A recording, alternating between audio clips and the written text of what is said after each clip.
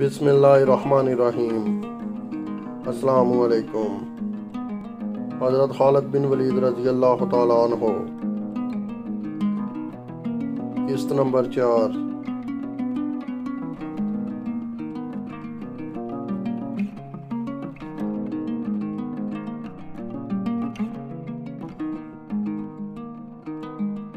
جنگ سلاسل بھی بہت مشہور مہم ہے کہ جس میں ایرانیوں نے اپنے آپ کو زنجیروں سے باندھ لیا تھا تاکہ مسلمان فوج کو چاروں طرف سے گھیرے میں لے لیا جائے اور انہیں بھاگنے کا موقع نہ دیا جائے۔ لیکن بڑی بڑی سلطنتوں کی فوجوں میں سب سے بڑی خامی یہ تھی کہ ان کی نقل و حرکت سست تھی۔ اس کے برعکس مسلمان فوجیں جسے تیز رفتاری سے حرکت کرتی تھی، اس کی صرف ایک مثال دینا ہی کافی ہے۔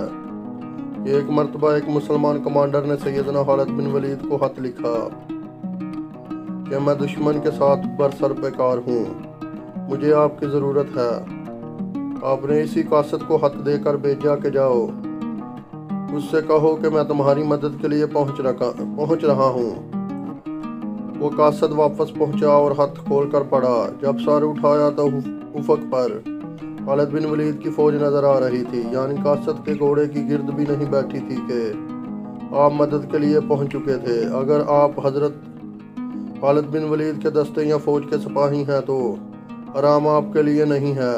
آپ کسی شہر یا گاؤں پر حملہ کرنے کے لیے جاتے اور دشمن اپنی فوجیں اس طرف لے کر جاتا تو آپ رخ تبدیل کر کے اس شہر پر حملہ کر دیتے کہ جو حالی ہوتا۔ پھر دشمن کی فوج کے لیے یہ ممکن ہی نہ رہتا کہ اتنی تیزی سے حرکت کر سکے۔ آج کل بھی فوج کی تیز نقل و حرکت جنگ میں بہت فیصلہ کن کردار ادا کرتی ہے۔ ویڈیو اچھی لگے تو ویڈیو کو لائک اور شیئر کر دیجئے گا اور چینل کو سبسکرائب کر دیجئے گا۔ حضرت خالد بن ولید جب جنگ میں جاتے تو دشمن کو کچل کر رکھ دیتے، کسی دشمن کو اس قابل ہی نہ چھوڑتے کہ وہ دوسری فوج کے ساتھ مل کر دوبارہ ان کے خلاف کوئی مزاحمت کر سکے۔ جاسوسی کا نظام ایسا تھا کہ پورے عراق میں دشمن کی کوئی بھی حرکت ہوتی تو سیدنا خالد کو اس کی اطلاع پیشگی پہنچ جاتی۔ رسد کا نظام ایسا تھا کہ پورے ملک میں جہاں بھی مسلمان فوج حرکت کرتی وہاں رسد کی کوئی کمی نہ رہتی۔ حضرت خالد بن ولید کی طرف ایسی جنگی حکمت عملی استعمال کی جاتی تھی کہ جس سے ایرانی نا واقف ہوتے۔ ایرانی صف دہ صف براہ راست فوجوں کے تصادم کے عادی تھے، جبکہ سیدنا خالد چھاپہ کاروائیوں، پہاڑوں کے پیچھے سے کمین گاہ میں چھپ کر دشمن کو حیران کر کے اور اسے تھکا کر اس کے ساتھ تصادم کرتے تھے۔ جہاں تک ظاہری جنگی حکمت عملی کا تعلق ہے تو وہ اتنی غیر معمولی تھی کہ سلطنت فارس نے اپنے اعلیٰ ترین جرنیل آپ کے مقابلے کے لیے بھیجے، لیکن صرف چند ماہ کے عرصے میں ہی سیدنا خالد نے پورا عراق فتح کر لیا۔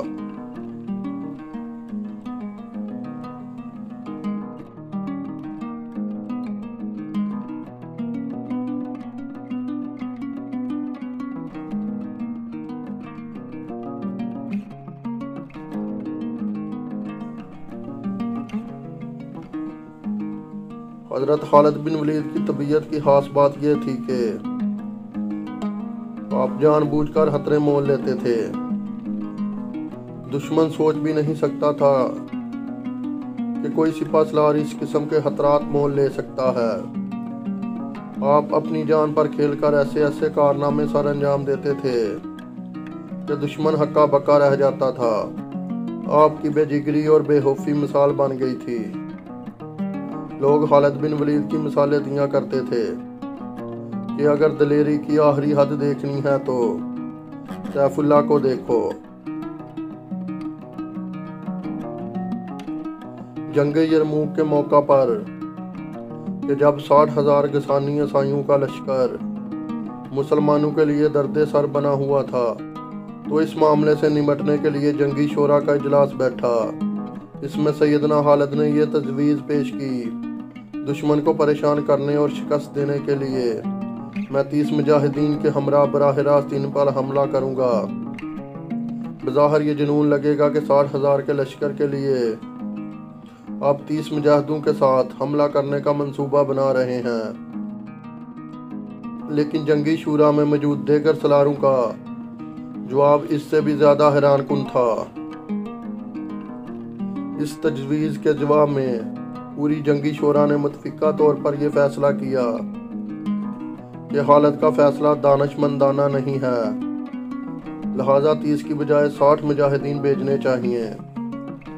اس کے بعد تاریخ نے یہ نظارہ بھی دیکھا کہ حضرت خالد بن ولید 59 دیگر مجاہدین کے ساتھ 60,000 کے لشکر پر ٹوٹ پڑے اور انہیں ناکو چنے چبوا دیے۔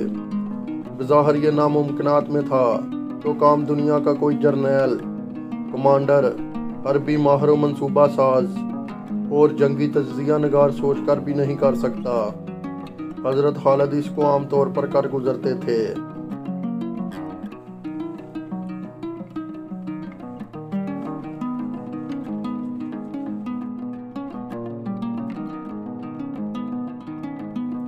ایرانی سلطنت کی سرحدیں مغرب میں رومی سلطنت سے ملتی تھیں۔ جب دونوں طاقتوں کو مسلمانوں سے خطرہ محسوس ہوا تو انہوں نے اپنی فوجیں اکٹھی کر لیں۔ یہ پہلا موقع تھا کہ رومی اور ایرانی سلطنتیں ایک دوسرے کے اتحادی بن کر مسلمانوں کے مقابلے میں آئیں۔ اللہ کے فضل سے سیدنا خالد بن ولید ان دونوں سلطنتوں سے ٹکرائے اور ان کو شکست دی۔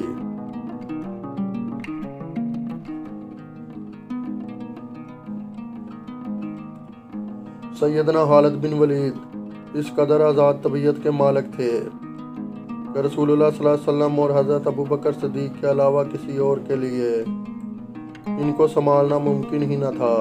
اس بات سے اندازہ کیجئے کہ ایک موقع پر عراق کی ایک جنگ میں فتح کے بعد جب آپ مرکز کی طرف لوٹ رہے تھے تو حج کا موقع آ گیا۔ سیدنا خالد بن ولید نے حج کرنے کا فیصلہ کر لیا۔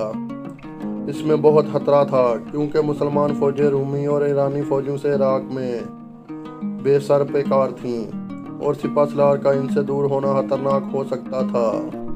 سیدنا ابوبکر اس وقت خلیفہ تھے اور سیدنا خالد نے ان سے حج کی اجازت بھی نہیں لی تھی،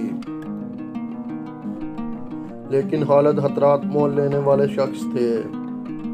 انہوں نے پورے لشکر کو ہیرا کی طرف روانہ کیا اور بغیر کسی کو بتائے چند ساتھیوں کے ہمراہ انتہائی خاموشی اور سرعت سے مکہ پہنچ گئے اور حج ادا کیا۔ آپ نے اپنی تائیں بہت رازداری سے یہ حج ادا کیا اور مسلمان لشکر کو بھی پتہ نہ چلا کہ حالت چند روز کے لیے غائب ہیں۔ آپ خاموشی سے حج کے لیے گئے بھی اور واپس بھی لوٹ آئے، لیکن جب اپنے لشکر میں واپس پہنچے تو ایک قاصد خلیفہ کا خط لے کر آیا اور اس خط میں انہیں بڑے پیار سے ڈانٹا گیا تھا کہ آئندہ ایسی حرکت نہ کرنا۔ حضرت خالد بن ولید جیسے شہینوں کو قابو کرنا آسان کام نہ تھا۔ حضور صلی اللہ علیہ وسلم بھی آپ سے بہت درگزر فرماتے تھے۔ اس میں کوئی شبہ نہیں کہ سیدنا خالد کو بہت جلال اور ہیبت عطا کی گئی تھی اور آپ سے امت رسول کی ایک غیر معمولی ڈیوٹی لینا مقصود تھا۔ تو دوستو یہ تھی آج کی ویڈیو۔ میں امید کرتا ہوں آپ کو یہ ویڈیو اچھی لگی ہوگی۔ ویڈیو کیسی لگی کمنٹ کر کے ضرور بتائیے گا۔ ویڈیو اچھی لگے تو ویڈیو کو لائک اور شیئر کر دیجئے گا اور چینل کو سبسکرائب کر دیجئے گا۔ تو ملتے ہیں اگلی ویڈیو میں، تب تک کے لیے اللہ حافظ۔